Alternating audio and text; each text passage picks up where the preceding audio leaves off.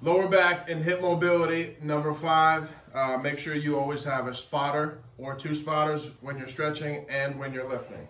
For the first 3 exercises, knee bent L foot swings. You guys know these very well. Laying on your back, knees bent 90 degrees, keeping your knees together, side to side to loosen up your lower back. Inhale on the way down, exhale as you lift.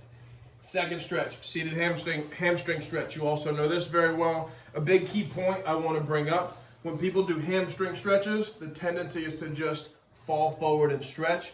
What you want to do is try and maintain good posture, nice wide stance, reach for your toes, and make sure you're keeping good posture and not slouching too much into the stretch.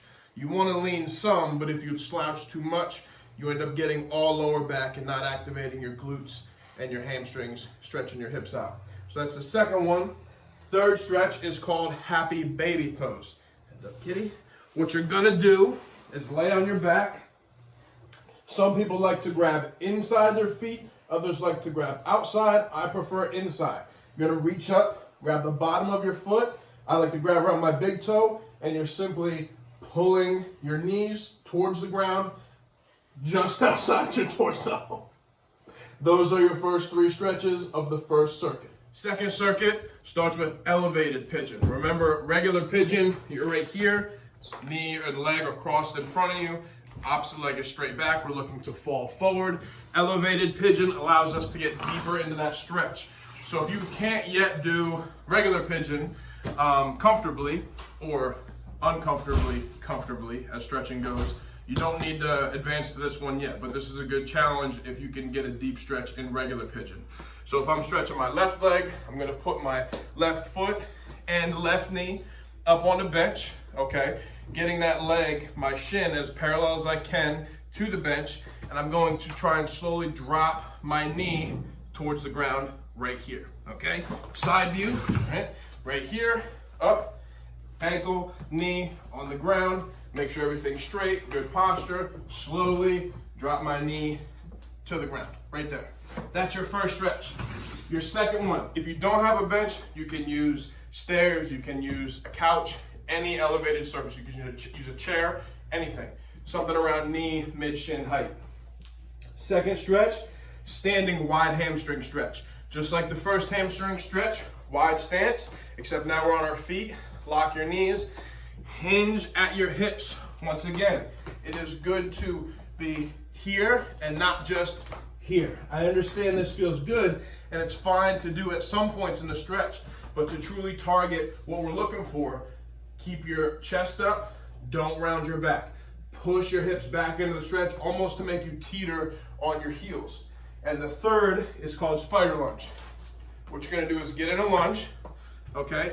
Deep lunge position. But we're gonna kick our back leg back even farther, elevate it off the ground, and try and drive our hips down towards the ground, just like this. Allow your body weight to fall into the stretch. So for this side, like I said, front leg forward, back leg back a little farther, try and drop your torso. Some of you may be able to even get your torso to the ground. I'm not there yet. Keep this knee off the ground. For your third and final circuit of the 5th day of lower back and hip mobility, you're gonna start with a now shoulder width, bend over hamstring stretch. Everything goes as with the first one. Keep that low back nice and tight, emphasize hamstring and glutes. Play with this one a little bit more though. Sometimes I prefer knees locked. Sometimes if I bend slightly, like I'm doing an RDL, I can get a little bit more of a stretch in my glutes than just my hammies. So play with that one, get to know your body. From there, you go into a depth emphasized squat. So we're looking to be as low as we can, okay? Elbows inside knees, drive out and keep your chest up.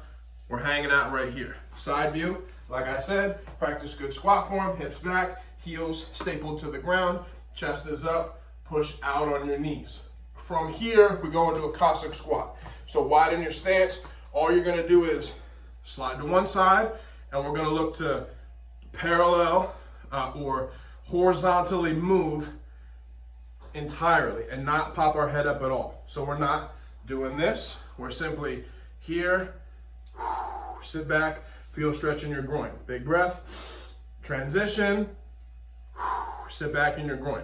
Weight stays through my heel, the entire time. My feet aren't moving. So this is a great stretch for your hips, good mobility for your groin. It's great practice. Keep your chest up the whole way.